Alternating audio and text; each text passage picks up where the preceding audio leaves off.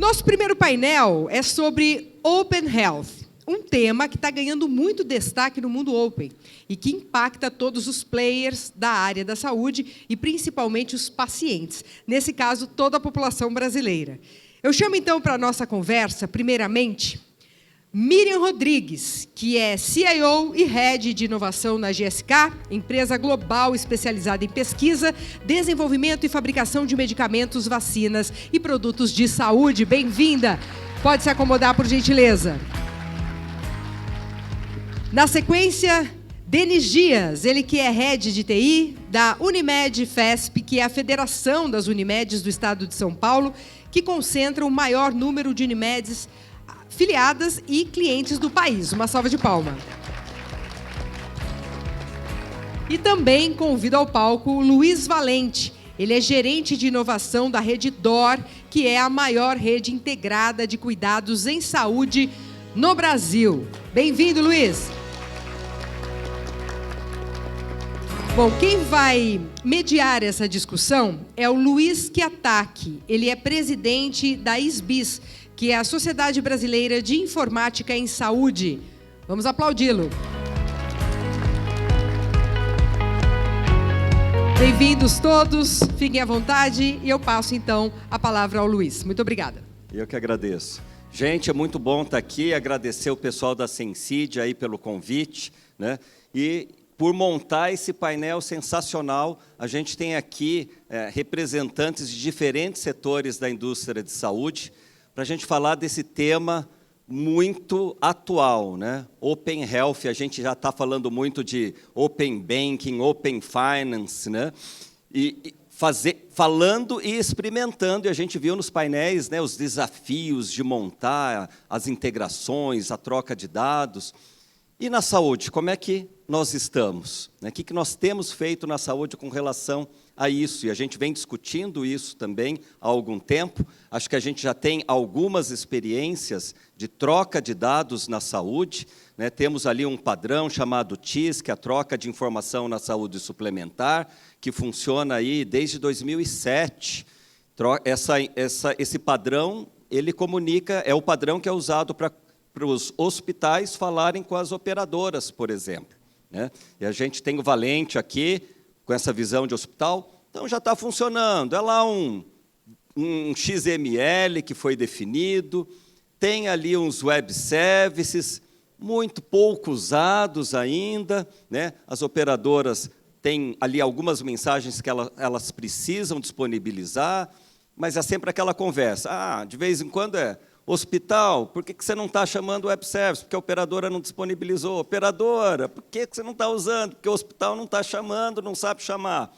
Mas a gente já tem isso, ou seja, como o TIS já passou ali dos 10 anos, agora a gente está rediscutindo o padrão, né? Web service é tudo que a gente está falando aqui. Vocês viram aí também as palestras anteriores, estamos falando em REST, JSON, né? As coisas estão ficando mais interconectadas em tempo real, né? O que a gente tem que fazer? Então, é uma discussão legal, o padrão TIS está aí funcionando. A gente tem aí, para o lado do governo, uma iniciativa super nova também, que é a Rede Nacional de Dados em Saúde, que a gente acessa essa tal rede por meio do Conect SUS, o aplicativo que nós temos aí, muitos de nós temos instalados nos celulares, ali para a gente ver a nossa carteira de vacinação, tudo isso já está, de alguma maneira, conectado também, né? E a gente tem, na verdade, que agora ver para onde nós vamos. Então, essas são as principais iniciativas em termos de troca de dados no governo, né? E aí estamos discutindo um pouco mais, puxa, será que a gente consegue agora fazer serviços, né, para um beneficiário estar numa operadora e consumir serviços de prestadores de saúde fora da rede daquela operadora? Super desafios, gente. Super desafios. E que eu digo, para quem está aqui do setor financeiro, falando de Open Banking, é que é um pouquinho mais complicado aqui. Não sei quem que é de saúde mesmo aqui, né? Mas a gente aprende com Open Banking, muito até na governança, que é completamente diferente, né? A arquitetura do setor financeiro com a arquitetura de saúde, mas por isso que é tão atual, por isso que é um desafio tão grande, né? Mas vamos ver, então, aqui a experiência que a gente tem, né? No nosso setor. Então, Miriam, indústria farmacêutica, Denis, operadora, Valente, hospital, prestador, mais que hospital, né? Tem laboratório, são muito grande, com uma rede gigante. O que é que vocês têm para nos falar com relação a este tema, né, do Open Health?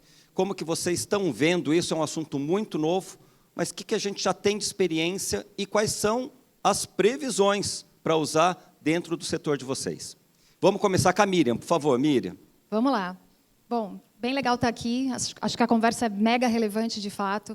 E, na perspectiva da indústria farmacêutica, temas que a gente já está discutindo, já está em pauta, estão muito alinhadas com a medicina de precisão.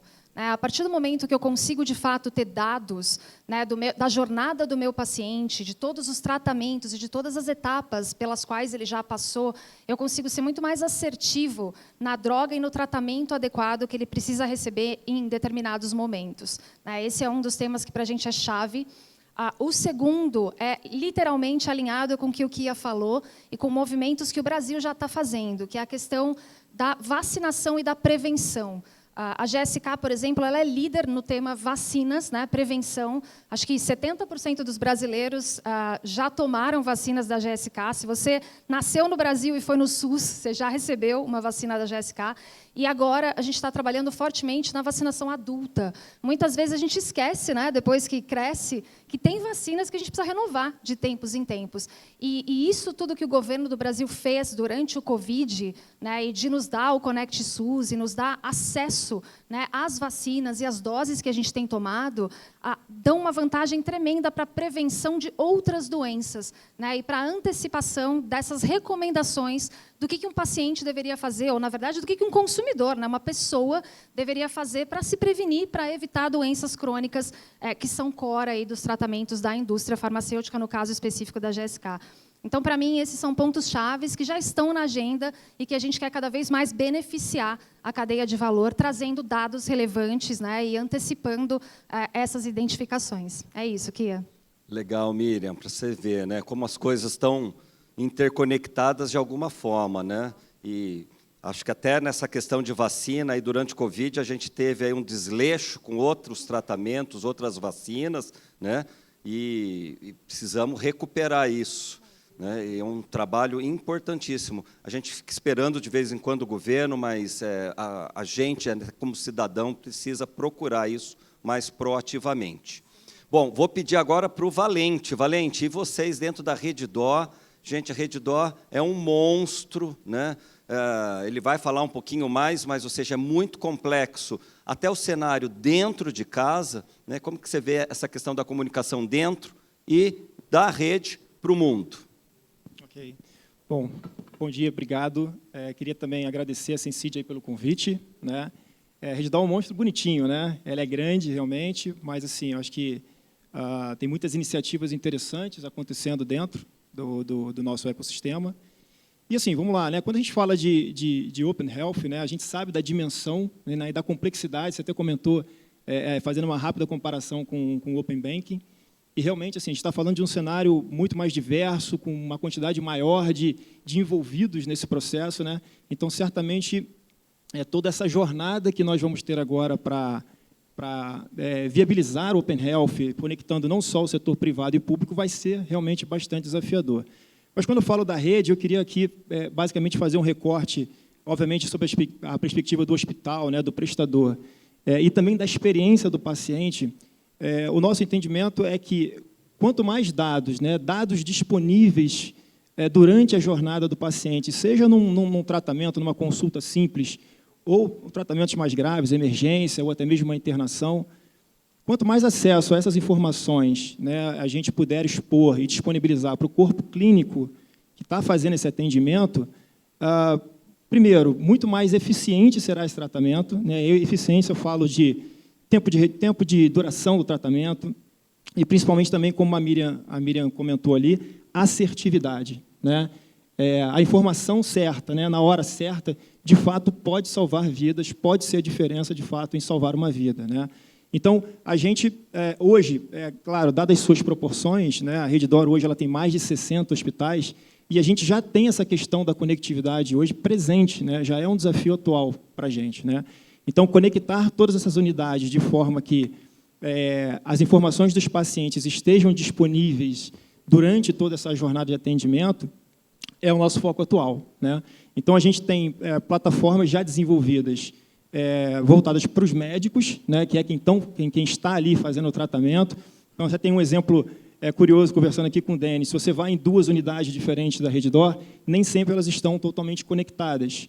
Mas, através de uma plataforma digital que já estamos desenvolvendo, essas informações já começam a ser exibidas no formato de timeline, de linha do tempo, né, disponível para o corpo clínico utilizar. Então, isso já é um benefício, já é uma ação meio que voltada para esse modelo de conectividade das unidades. E também para o paciente, obviamente, né? O paciente hoje, qualquer um de nós aqui, todos somos também pacientes, é claro, né? Você consegue, através da nossa área do paciente, ter acesso também a todas as suas informações de forma consolidada. Resultados de exames, né, informações sobre os seus atendimentos. Então, sempre focando muito na experiência que o nosso paciente vai ter, né, no final do processo, seja lá como ele estiver fazendo, né, qual o tratamento que ele esteja fazendo. Mas, enfim, é bastante desafiador, né? A gente já começou, já está andando, claro, sempre olhando muito ainda para a nossa realidade, mas muito ansioso também para ver o que vai vir de definições para a Open Health como um todo, para que a gente também consiga se conectar a esse grande ecossistema, né? Não só provendo informação, mas também recebendo informação, é claro, sempre visando, no final, o melhor desfecho clínico, ali, o melhor tratamento para os pacientes. Legal, estamos precisando mesmo disso, porque o custo da saúde está muito alto hoje, a gente vê isso, né? Vocês estão acompanhando essa questão de rol taxativo, né, exemplificativo, e toda essa discussão é por quê? Porque o custo está muito alto. E fica impagável, né? Fica impagável para o governo, fica impagável para a gente, como beneficiário de um plano de saúde, se o valor subir muito, né? Então, para isso, a gente precisa ser muito mais eficiente. E acho que passa por essa nossa discussão. A eficiência, a gente quer melhor desfecho, mas precisamos ser também com menos custo, mais eficiente, mais assertivo, né? Denis, traga aí a sua experiência, também já adiantando, né, que, ou seja, Denis está ali na FESP, na Federação das Unimedes do Brasil, que já da Unimed do Estado de São Paulo, que já reúne todas as Unimedes aqui do Estado. Mas muitas Unimedes têm também hospitais, né, Denis? Hospitais próprios da Unimed. Então, acaba sendo ali, não é só uma visão de operadora também, né, Denis? Perfeito. Para a Unimed, nós temos hospitais, nós temos laboratórios, nós temos o corpo clínico, né, que são os nossos cooperados, que são os médicos. Gostaria de agradecer o pessoal da Sensid, todos que estão aqui, tá, nos ouvindo. E, emendando um pouco no que a gente está falando, o Kia comentou sobre várias siglas, né, falou de TIS, falou tudo mais, e vou falar de mais uma que a gente acredita muito, que é o RES, que é o Repositório Eletrônico de Saúde, que está diretamente conectado com o que a Miriam falou, com o que o Valente falou, que é um local onde nós possamos enxergar ali, nós primeiro como clientes, como beneficiários, todos os seus dados de saúde. Pensa você como cliente, quantas vezes você já não foi no médico, né? Poxa, estou tratando de um problema crônico de coluna. Desde quando você tem? Mais ou menos. Você já fez outros exames? Tragam os exames anteriores.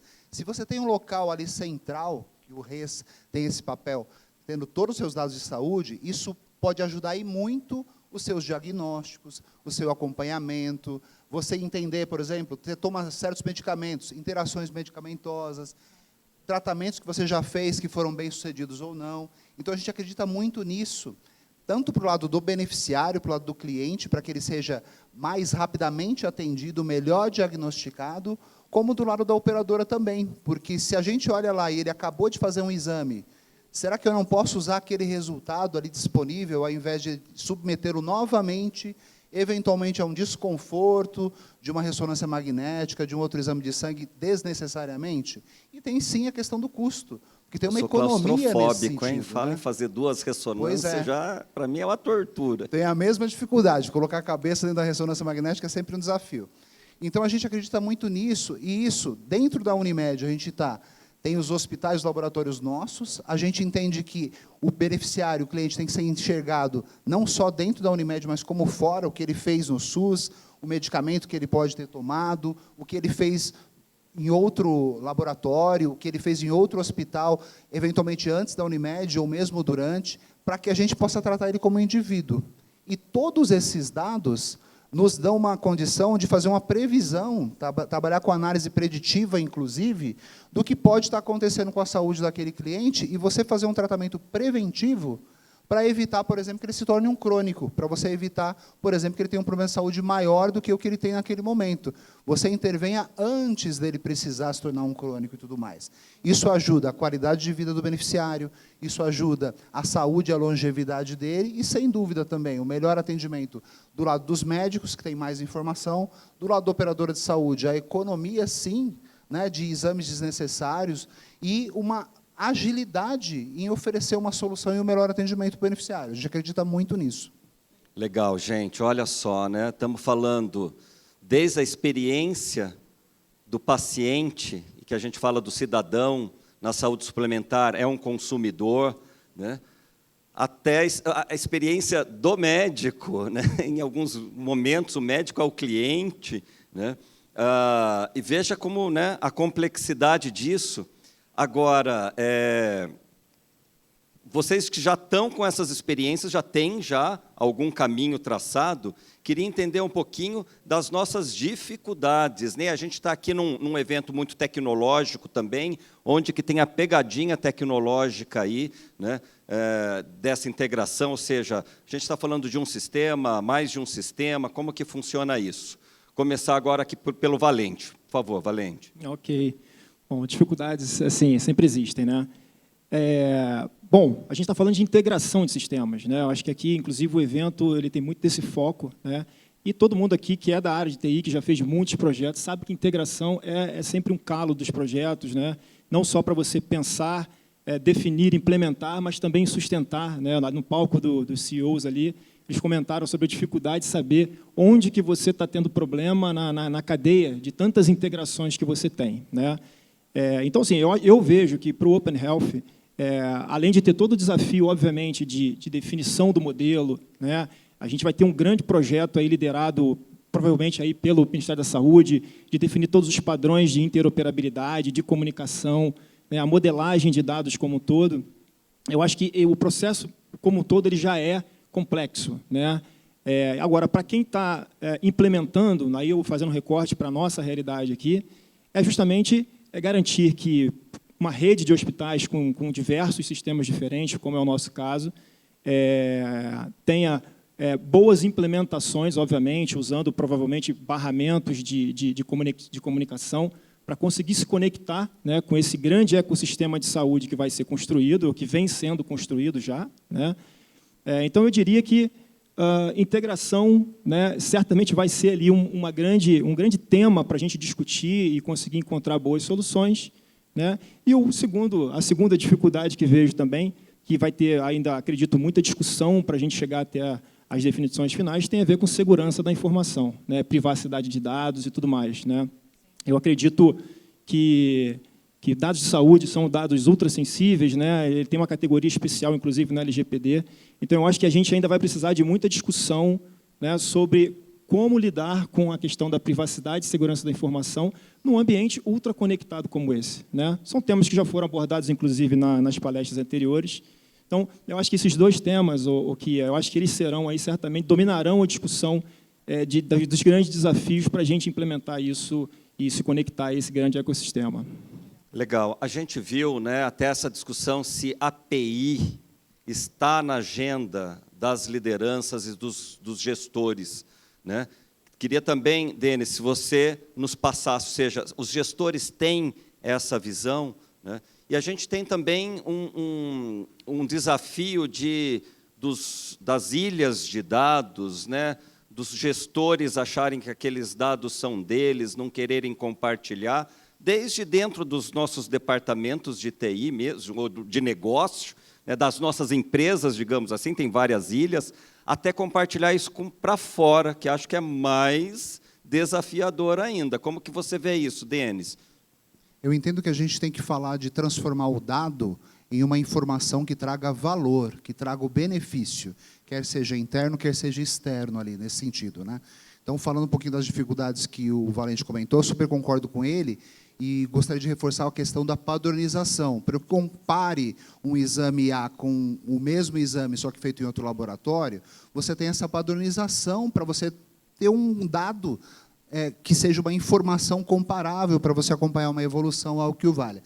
Então, você tem que transformar esses dados, e aí, para trazer para a agenda dos executivos, você tem que mostrar que aquele dado é uma informação que tem um valor, que gera uma economia, que gera, estamos falando de saúde, né? Gera o acelerar, o salvar uma vida, o acelerar uma qualidade de vida ou uma cura. Então, é transformar aí, sair do técnico, né? Não é uma questão da API, é a questão da informação com o seu valor e entregando benefício interno e externo.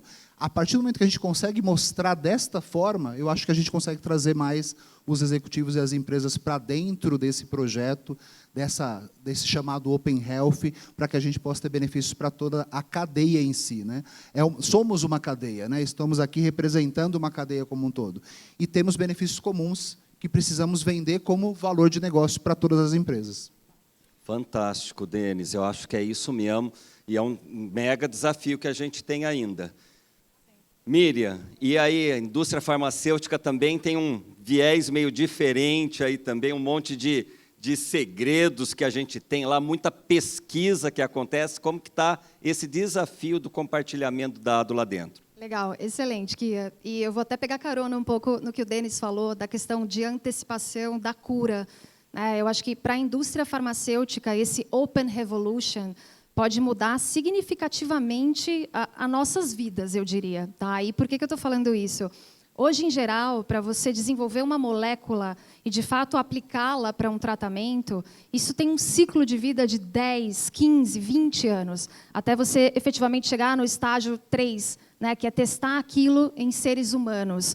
Cara, quando a gente começa a falar de Open Revolution, quando a gente começa, de fato, a padronizar e a entender informação e não dados, né, a gente consegue acelerar de maneira bastante significativa o resultado dessas pesquisas e, por que não, o lançamento desses novos tratamentos. E aí, mais do que isso, tratamento para depois que você está doente, pode já ser tarde demais. Por que não antecipar e identificar por que o ser humano desenvolve aquela doença ou desenvolve, né, aquele desvio no seu DNA, né, e, de fato, aplicar vacinas e tratamentos que antecipem tudo isso. Então, de fato, é uma revolução que só vai acontecer a hora que a indústria mentalizar, a indústria, eu digo, a saúde como um todo, mentalizar que essa troca ela é super importante. E a gente tem que ir para o Open, a gente tem que ir para o Web 3.0, a gente tem que falar de blockchain para garantir a segurança da informação desse paciente, mas a gente precisa se conectar agora. A saúde do futuro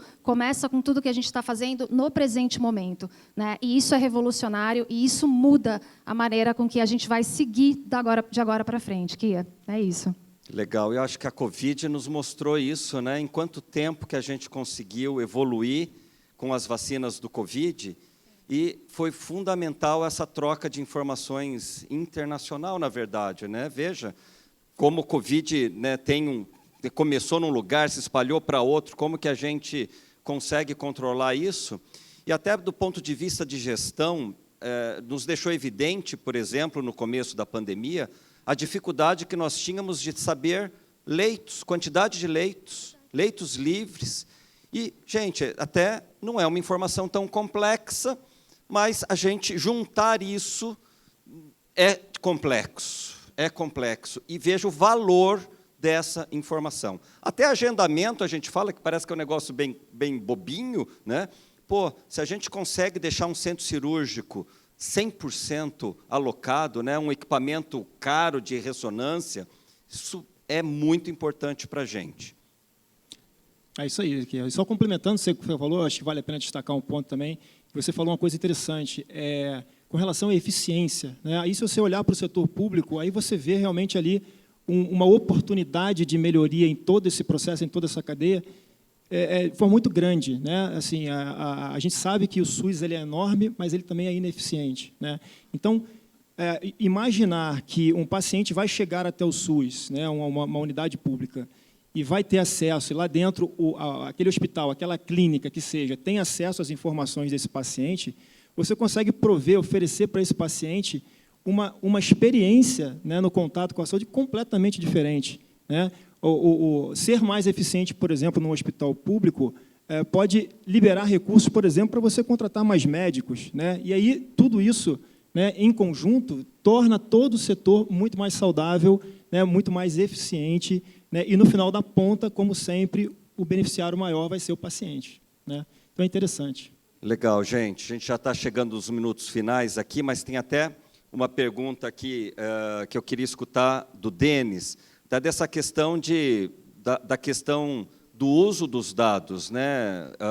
Uso indevido dos dados. Né? Qual a garantia do paciente, do titular, que esses dados vão ser utilizados de maneira correta? Denis, você que está aí no mundo misto, né, de operadora e hospital, como que você vê isso? Que ferramentas que a gente tem para isso? A LGPD, sem dúvida, né, ela veio para garantir isso não só no setor de saúde, mas em todos os setores. E a gente entende e se preocupa muito com o uso do dado. Ele tem que ser autorizado pelo beneficiário, eventualmente, o dado é dele naquele sentido. Ele, eventualmente, num caso de uma emergência, pelo uso da saúde, ele poderia, eventualmente, ser utilizado para aquele caso específico, mas mais como exceção nesse aspecto, por exemplo. Tá? Mas a gente entende, o dado é dele, os dados anonimizados para efeitos de estudo, para efeitos de tendência ali na população, eventualmente, seriam tratados de forma diferente, mas não o dado pessoal, né? A informação de saúde do Denis, ela é pessoal, ela realmente merece sigilo e está sendo e é tratada com todo sigilo nesse sentido. Então, a gente tem, além da LGPD, de uma forma externa que nos garante isso, todos os processos sistêmicos disso, né, todas as tecnologias que a gente pode usar para garantir isso, estão sendo pensadas, estão sendo utilizadas. A Miriam comentou do blockchain, por exemplo. Então, a gente precisa, sim, nessa comunicação entre a cadeia, garantir a segurança dessa troca de informação. Vezes anonimizada, vezes individualizada, sim, com a devida autorização e com a devida segurança nas trocas de informação, aí, com tecnologias que suportem isso, como o blockchain, como outras, por exemplo. Legal. Só fazer um comentário. Eu acho que a pegada disso tudo é, de fato, chegar no zero party data, né? De o paciente entender que aquela informação é dele e ele vai poder autorizar o uso disso em determinado momento, determinada circunstância que faça sentido, né? É isso. Acho que é isso mesmo, ou seja, esse é um pouco do conceito do Open Banking, né? Você autoriza, quem que pode ver? Né? Aí acho que a complexidade que a gente tem é, puxa, eu vou autorizar o quê? Né? No Open Banking você tem ali um conjunto de dados, né? É o seu rating, é seu saldo, é um histórico que você tenha.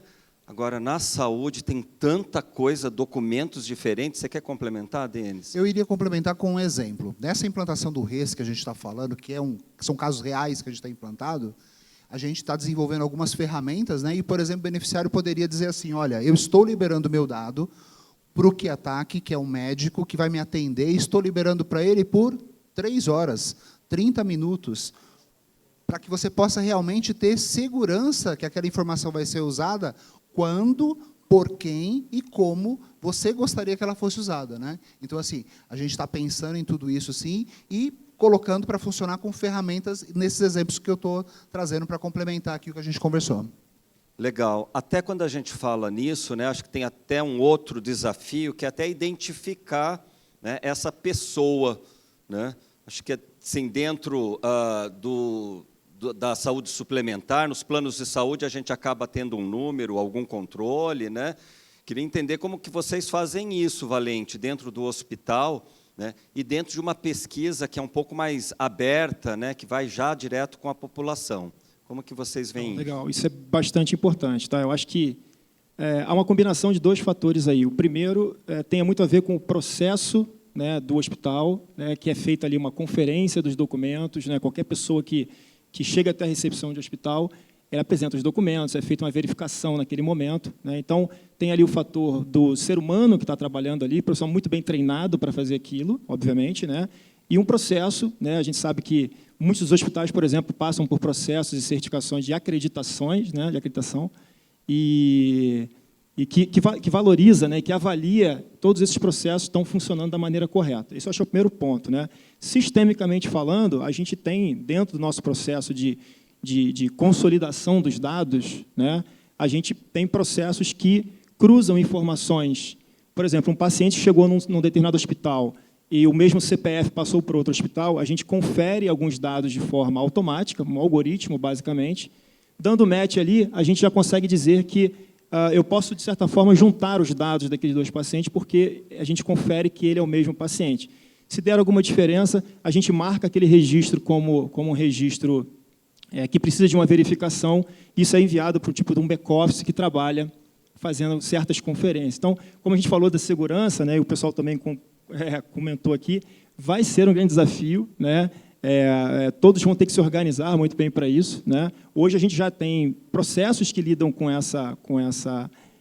esse problema, mas se você imaginar que no futuro dados virão de outros lugares, né, você potencializa o risco e você potencializa o problema. Então, mais um ponto, né? Mais uma vez, a gente vai ter que olhar com muito cuidado para isso, para entender a melhor maneira de resolver, né?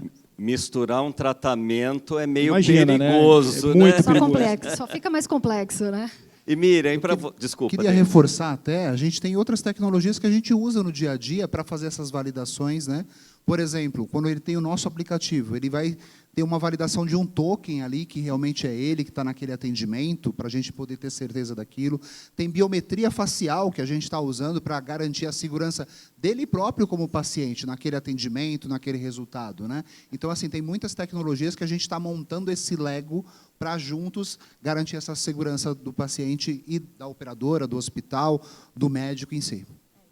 Gente, a gente já está aqui com o nosso tempo, né? Um papo super gostoso. Queria terminar só falando isso, né? Aqueles que estão ali no setor financeiro, legal, é tudo muito bom, ajuda a nossa vida, mas olha, a saúde é muito mais legal, tem muito mais desafio, como vocês viram, né? E um propósito maravilhoso. Quando a gente trabalha na saúde com essas integrações, você fala, estou fazendo uma integração aqui, está difícil, mas você sabe que lá na ponta a gente está fazendo uma contribuição muito importante, porque a gente precisa, ainda que a nossa API seja uma API financeira para melhorar uma eficiência, é fundamental isso para o setor. Gente, muito obrigado, então, queria agradecer a presença de todos vocês. Valeu. E a Sensídia por esse fantástico congresso aqui. Muito obrigado, gente.